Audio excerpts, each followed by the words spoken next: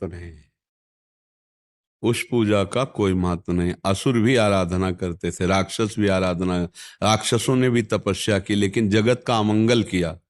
उस पूजा का कोई महत्व नहीं।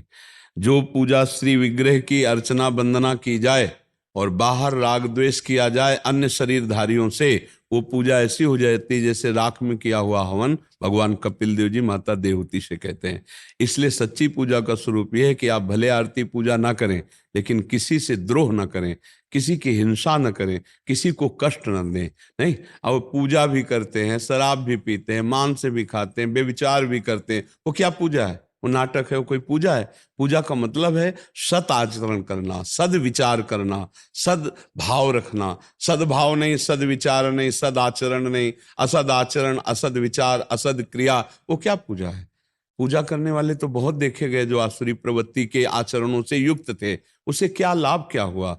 पूजा तो राक्षस जन भी करते हैं, नहीं कि ऐसी भारी तपस्या हिरण्यकश्यप ने की कि कोई ऋषि मुनि बिरला ही कर पाएगा, लेकिन परिणाम क्या निकला?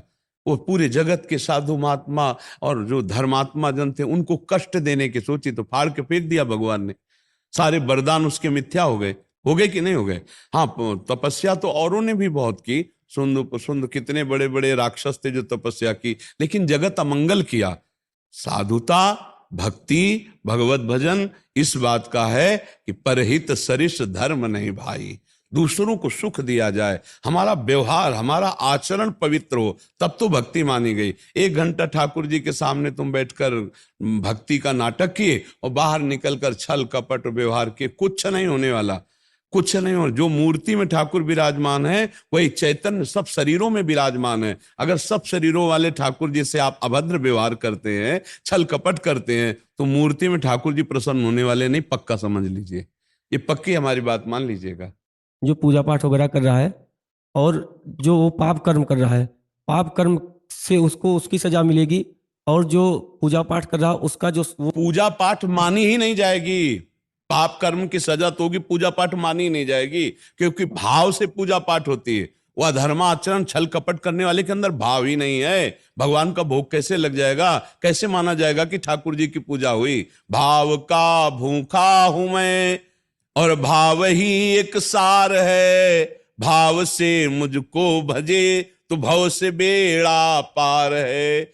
भाव बिन सुनी पुकारे मैं कभी सुनता नहीं, भाव पूरित टेर ही करती मुझे लाचार है। जब भाव है नहीं तो पूजा किस बात की? दुर्योधन ने बड़ी पूजा की व्यवस्था की थी ठाकुर जी के भोग राग की, ठाकुर जी ने स्वीकार किया क्या? नहीं, और विदुरानी के यहां जाके मांग के खाया और छिल के पाया। सब कोई जानता है इस बात को। उनकी पूजा ही नहीं मानी जाएगी। जो भगवान की आज्ञा के विरुद्ध करे वो भगवान के पूजक हो ही नहीं सकते हैं।